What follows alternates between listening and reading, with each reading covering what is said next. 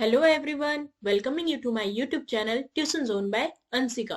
जैसा कि मैंने आपको बोला था कि आज हमारी 2 वीडियोस बैक टू बैक आएंगी, जो है अनसीन पैसेज की और एक है आपकी पोएटिक डिवाइस की। पोएटिक डिवाइस का पार्ट 1 आ चुका है, तो आप उसे देख सकते हैं, ताकि पोएटिक डिवाइस 2 जब पार्ट आप देखेंगे तो उसमें आपको काफी हेल्प मिल जाएगी। ठीक है, तो स्टार्ट कर देते हैं। अनसीन पैसेज करना, काफी रिक्वेस्ट आई थी इसके बारे में कि मैम ये काफी ज्यादा मार्क्स का है, तो बिना देरी किए स्टार्ट करते हैं। अगर आपके मोबाइल में जो क्वालिटी है 360 की हुई है, तो आपको स्क्रीन पे ज्यादा साफ दिखाई देगा।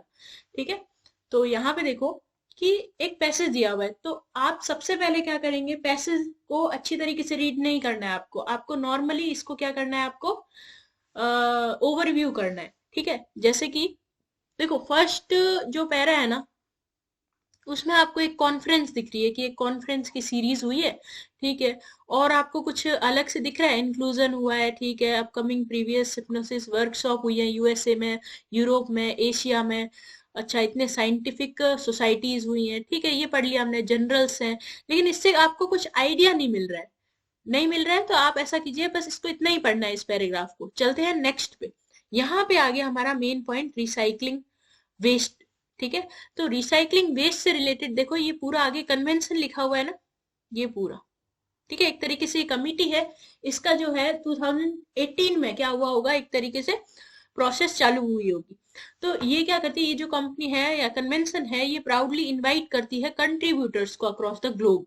ठीक है, 9th वर्ल्ड कन्वेंशन हुआ है, किसके ऊपर हुआ है, recycling waste and waste management. यानी कि हमें थोड़ा सा आइडिया मिल गया है कि ये पैराग्राफ किसके बारे में है, रिसाइकलिंग और वेस्ट मैनेजमेंट के बारे में बात की गई है। ठीक है, अब आपको कुछ भी नहीं करना, सीधे क्वेश्चन आंसर पे पढ़ना चलना है आपको। बस आप ये देख लीजिए कि पैसेज में क्या बोला गया है, क्या समझाने की कोशिश की गई है। उसके बाद आज सीधे सीधे क्वेश्चन आंसर्स में आइए। ठीक है, ताकि आप क्या करें, पूरा पहले पैसेज रीड करने में अपना टाइम वेस्ट करेंगे, तो पहले क्वेश्चन से स्टार्ट कीजिए। ठीक है, तो क्या लिखा हुआ है यहाँ पे, क्वेश्चन नंबर 1 है, इनफर वन रीजन, एक रीजन बताओ for the following based on information in the passage. Passage के अकॉर्डिंग बताओ कि इससे रिलेटेड आप एक रीजन क्या दे सकते हैं, waste management and recycling waste. इससे आप बताओ कि एक रीजन दो कि क्यों करना चाहिए हमें वेस्ट मैनेजमेंट और रिसाइकलिंग, वेस्ट को रिसाइकल क्यों करना चाहिए, ये दोनों रीजन बताओ। सबसे पहले तो आपको खुद आइडिया आना चाहिए। देखो सीबीएसई वालों ने साफ साफ बोला था कि आप अपने मन से लिखेंगे। अगर आप पैराग्राफ में से वैसा का वैसा छाप के, ऐसे नहीं, वो कुछ बच्चे होते हैं ना कि यहाँ से लेकर यहाँ तक एक का आंसर हो गया, ऐसे लगाते हैं ना निशान, कि यहाँ से लेकर यहाँ तक हमारा एक आंसर हो गया। ये बोर्ड वाले इस बार बिल्कुल भी एक्सेप्ट नहीं करेंगे, 2019 से ही वो एक्सेप्ट नहीं कर रहे हैं इस बात को, है ना। तो आप ध्यान रखना कि आपको इसमें से देख के नहीं लिखना है, आपको बस इस पैराग्राफ से जो समझ में आया है, आपको वो इसका आंसर लिखना है। ठीक है, तो अगर मैं देखूँ ना, इसमें वेस्ट मैनेजमेंट और रिसाइकल का क्या रीजन दे सकते हो आप। अगर कोई आपसे पूछे कि हमें वेस्ट मैनेजमेंट और रिसाइकलिंग करना चाहिए, तो कोई पूछेगा क्यों करना चाहिए, तो आप उसको आंसर क्या दोगे।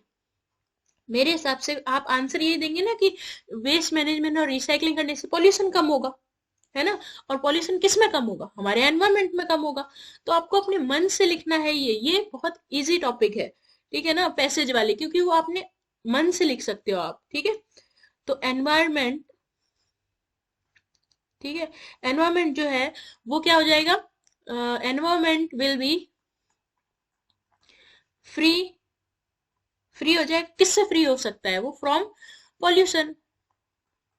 ठीक है, पॉल्यूशन से वो क्या हो जाएगा, हमारा एनवायरमेंट फ्री हो जाएगा। तो ये हमारा आंसर हो गया, बस इतना ही आंसर है। एक रीजन देना था आपको। यहाँ क्या लिखा हुआ है, एक रीजन दो कि इससे क्या होगा, वेस्ट मैनेजमेंट एंड रिसाइकलिंग करने से वेस्ट का क्या होगा, एनवायरमेंट क्या होगा, फ्री हो जाएगा फ्रॉम पॉल्यूशन से। तो ऐसा नहीं है कि आप पैराग्राफ में से डिट्टो का डिट्टो छापने से कोई मतलब नहीं है, आप अपने मन से लिखिए, ज्यादा अच्छे मार्क्स मिलेंगे। ठीक है, आगे बढ़ते हैं हम सेकंड क्वेश्चन की तरफ। ठीक है, select the appropriate option, fill in the blank में से अप्रोप्रिएट ऑप्शन देखना है। तो यहाँ पे क्या लिखा हुआ है कि dash have been considered as second nature to us. Second nature, first nature क्या है, हमारा खुद एनवायरमेंट अभी जिस पोजीशन में है वो। और सेकंड नेचर हम कैसे बना सकते हैं, बताइए, सेकंड नेचर हम कैसे बना सकते हैं। जब सेकंड नेचर हम बनाएंगे तो हम क्या कर रहे हैं, कुछ क्रिएट कर रहे हैं। क्या कर रहे हैं, क्रिएट कर रहे हैं। तो क्या वेस्ट को आप सॉर्ट करके, सॉर्ट यानी कि अलग अलग हिस्सों में बांट के, यानी गीला कचरा इसमें जाएगा, सूखा कचरा इसमें जाएगा, क्या इससे कुछ क्रिएट कर रहे हैं आप, नहीं कर रहे हैं, क्रॉस। क्या इम्प्लीमेंट, स्टेप इम्प्लीमेंट करने से या फ्रेम करने से, डिप्लॉय करने से कन्वेंशन को, यानी कि कमिटीज बनाने से क्या आप कुछ क्रिएट करेंगे, नहीं। ठीक है, यहाँ पे लिखा हुआ है वेस्ट मैनेजमेंट। मैनेजमेंट का जो, सॉरी, वेस्ट का जो मैनेजमेंट होगा, यानी कि वेस्ट को कहाँ अपन को स्टोर करना है या फिर कहाँ डिस्पोज करना है, क्या इससे भी आप कुछ क्रिएट करेंगे क्या, नहीं। आप क्रिएट किससे करते हैं, कुछ चीज को, किसी भी चीज को रिसाइकल करने से क्रिएट करते हैं, इसलिए आपका आंसर हो जाएगा रिसाइकलिंग वेस्ट। अगर आप पैराग्राफ में देखेंगे ना तो सेकंड नेचर किसी कहीं भी नहीं आया है, ठीक है, सेकंड नेचर की कहीं बात ही नहीं की गई है। तो इसका मतलब है वो क्या आपका एक तरीके से ये क्या बोल सकते हैं हम, कॉग्निविशन देख रहा है वो। एग्जामिनर जो है वो देखना चाहता है कि आप कितना माइंडफुल है, कितना ध्यान दे रहे हैं, कितना अपना कॉग्निटिव प्रोसेस को जानते हैं। तो कॉग्निटिव प्रोसेस जो है, यानी कि माइंडफुलनेस जो है, वो आपको इधर रखना है। ठीक है, फिर देखो यहाँ लिखा हुआ है कि India, Delhi and India, Tokyo के बाद क्या लिखेंगे। क्लू आपको यहाँ हमेशा दिया हुआ होगा कि Delhi is related to India. जिस तरीके से दिल्ली इंडिया से रिलेटेड है, सिमिलरली टोक्यो किससे रिलेटेड होगा। दिल्ली हमारे इंडिया की क्या है, कैपिटल है। टोक्यो किसकी कैपिटल है, टोक्यो किसकी कैपिटल है। यहाँ पे भी आपके आया हुआ है वो कंट्री का नाम। यहाँ देखो, ये ब्यूटीफुल सिटी ओसाका जापान, ये जापान की कैपिटल है टोक्यो। यहाँ पे आप लिखेंगे जापान। ठीक है, ये रहा। नेक्स्ट है आपका fourth question, what theme is being highlighted in the given passage. Given passage यानी दिए हुए पैसेज में क्या चीज हाईलाइट की गई है। सबसे पहले तो आप देख लो, यहाँ पे एक ऑप्शन दिख रहा होगा आपको, बोथ बी एंड सी। ठीक है, अगर ये लिखा हुआ है तो आप ऑप्शन ए पे जाइए। देखिए बी और सी तो ये बोल रहा है कि सही हो सकते हैं, तो ए पे देखो क्या ए सही है हमारा। Efficient mean of reducing waste, waste को, सॉरी गार्बेज को रिड्यूस करना। ठीक है, देख लेते हैं। और अगर बी ऑप्शन देखें तो इसमें लिखा हुआ है रिसाइकलिंग। रिसाइकलिंग तो हमारे पैराग्राफ में आया था। वेस्ट भी, वेस्ट के बारे में भी हमारे पैराग्राफ में आया है। क्या गार्बेज के बारे में भी हमारे पैराग्राफ में कहीं आया है, ये हमें देखना पड़ेगा। फर्स्ट में नहीं है। रिसाइकलिंग 2018 प्राउडली प्रेजेंटेशन एग्जीबिशन, नहीं। सेकंड में भी नहीं है गार्बेज का कोई भी एक्सप्लेनेशन नहीं है। Scholar, researcher, waste disposal, recycling waste, warmly welcome, presentation, third वाले में भी नहीं है। अगर फोर्थ वाले की बात करते हैं, कमिटी, रिसर्चर्स, इंफॉर्मेटिव कॉन्फ्रेंस, इसमें भी नहीं है। इसका मतलब ये बिल्कुल सही आंसर है हमारा डी। ठीक है, नेक्स्ट पे चलते हैं, फिफ्थ वाले पे, कि कहाँ गया highlighter. Which of the following notion in the conference has been emphasise. Emphasise यानी दबाव दिया गया है, टू डिप्लॉय यानी काम करने के लिए। किस चीज के ऊपर सबसे ज्यादा मतलब दबाव दिया गया है। वेस्ट डिस्पोजल मैनेजमेंट के लिए, वेस्ट मैनेजमेंट के लिए, रिसाइकल गुड्स को रिसाइकल करने के लिए, या रीशेपिंग करने के लिए अर्थ के फ्यूचर को। सबसे बड़ी बात है यहाँ पे बच्चे क्या देखेंगे, मैम रिसाइकलिंग भी आया है, वेस्ट भी आया है, मैनेजमेंट भी आया है, वेस्ट डिस्पोजल भी आया है। तो आप जो है इसमें कैसे पता लगाएंगे। तो इसमें देखो यहाँ पे क्या बात की गई है कि कॉन्फ्रेंस में क्या जो एम्फसाइज यानी दबाव दिया गया है, कॉन्फ्रेंस में किसको महत्व दिया गया है। तो पहले तो आप इधर आइए, और मैंने अभी आपको बताया था, कहाँ गया, हाँ देखो थर्ड वाला हमने नहीं पढ़ा है, लेकिन यहाँ पे कन्वेंशन यानी कि मैंने बोला था नाइन्थ वन जो कमिटी इनकी बैठी है, इसमें किसके ऊपर मेनली बेस्ड, ये किसके ऊपर है, इसकी थीम दी हुई है यहाँ पे देखो।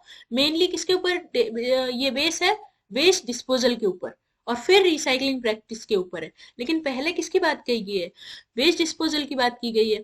तो यहाँ पे हम क्या करेंगे, वेस्ट डिस्पोजल को ज्यादा सही मानेंगे बाकी सब ऑप्शन से। ठीक है, तो यहाँ पे वो यही देखना चाहता है कि इतना सारा कंफ्यूज कर दिया आपको, लेकिन आपकी प्रेजेंस ऑफ माइंड देखना चाहता है कि किस तरीके से आपने क्या पैराग्राफ को पढ़ा है। ठीक है, यहाँ पे बच्चे क्या करेंगे, तीनों की बात हुई है तो यहाँ ऑप्शन तो ऑल ऑफ दीज या कुछ ऐसा होना चाहिए था। देखो अर्थ का फ्यूचर ये तो हो ही नहीं सकता ना, वहां पे इसमें लिखा हुआ नहीं है कोई भी। रिसाइकलिंग ऑफ गुड्स ये हो सकता है, वेस्ट मैनेजमेंट भी हो सकता है, लेकिन कॉन्फ्रेंस ने किसके ऊपर एम्फेसाइज किया, यानी कि दबाव दिया है, तो वो है वेस्ट डिस्पोजल के ऊपर। ठीक है, फिर आता है हमारे fifth, according to the pie chart. अब हमें पाई चार्ट देखना है जो दिया हुआ है, उसमें branches and woods has been recycle at the rate of, branches और वुड्स जो है वो किस रेट पे रिसाइकल हुए हैं।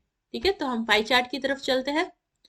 ये रहा हमारा पाई चार्ट, इसको थोड़ा बड़ा कर देती हूँ आपकी समझ के लिए। ये पाई चार्ट क्या है, हमारा टोटल रिसाइकलिंग 2018 में कितनी रिसाइकलिंग हुई थी उसके ऊपर है, यानी कि एक तरीके से ये क्या बता रहा है, चलन बता रहा है, यानी कि एक तरीके से किस चीज का ज्यादा फेमस जो रहा है वो बताया जा रहा है। तो यहाँ पे अपन को ब्रांच एंड वुड्स का पूछा था, क्या है इसका आंसर, 4%।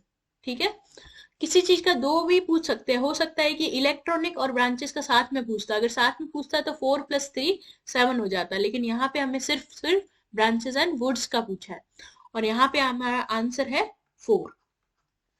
ठीक है, तो हो गया ये वाला आंसर।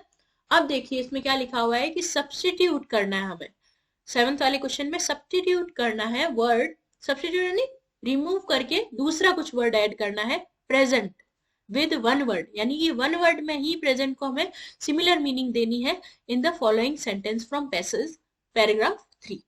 तो पहले तो हम क्या चलते हैं, देखो यहाँ पे लिखा हुआ है पैराग्राफ 3 में क्या दिया हुआ है, वी प्रोवाइड अ प्लेटफॉर्म, हम प्लेटफॉर्म प्रोवाइड करते हैं फॉर यंग रिसर्चर्स के लिए एंड स्टूडेंट के लिए to present their research, research को प्रेजेंट कर रहे हैं, प्रेजेंट यानी शो कर रहे हैं, सबसे पहले यहाँ पे वर्ड आ गया शो, यानी कि आंसर होगा आपका शो। शो नहीं है तो आप हो सकता है कि इस चीज को आप डिपिक्ट बोल सके, डिपिक्ट यानी दिखाने को बोल सकते हैं, या फिर आप एक और वर्ड यूज कर सकते हैं कि एग्जिबिट करना है ना, एग्जीबिशन, एग्जीबिशन करना है इसका, वो भी बता सकते हैं। तो प्रेजेंट करना है, दिखाना ही हुआ ना, स्टूडेंट को हम क्या करते हैं, प्लेटफॉर्म देते हैं अपनी रिसर्च को प्रेजेंट करना, प्रेजेंट यानी शो करना। तो आप इन तीनों में से कोई भी एक वर्ड लिखेंगे वो भी आपका आंसर सही हो जाएगा। बच्चे बोलते हैं ना कि मैम सिनोनिम वाले क्वेश्चन तो है आते ही नहीं है, बहुत कम आते हैं। अरे भाई यही तो है, one word similar meaning, similar meaning one word में देना होता है, सेम मीनिंग, तो वो सिनोनिम ही तो होता है कि नहीं। नेक्स्ट है आपका सॉरी 8th क्वेश्चन है आपका कि लिस्ट एनी 2 पॉइंट्स, 2 पॉइंट बताओ दैट गिवन डाटा रिप्रेजेंट, जो भी डाटा दिया गया है, ये देखो यहाँ पे ये जो डाटा दिया गया है ये क्या चीज आपके रिप्रेजेंट कर रहा है। ठीक है, तो इसको मैं हटा देती हूँ एक बार। हाँ, तो बताओ ये चीज क्या रिप्रेजेंट कर रही है। पहला तो आपको क्या बता रहा है, इसमें देख के आप बता सकते हैं कि क्या क्या चीजें रिसाइकल हुई है कि नहीं, रिसाइकल क्या क्या चीजें हुई हैं। ठीक है, तो पहली चीज क्या बता रहा है वो रिसाइकलिंग। फिर सेकंड चीज क्या बता रहा है, पहले तो ये चीजें रिसाइकल हुई है, अब ये कितने परसेंट यानी कितनी मात्रा में, कितनी क्वांटिटी में ये क्या हुई है, रिसाइकल हुई है, वो भी तो ये चीज बता रहा है ना।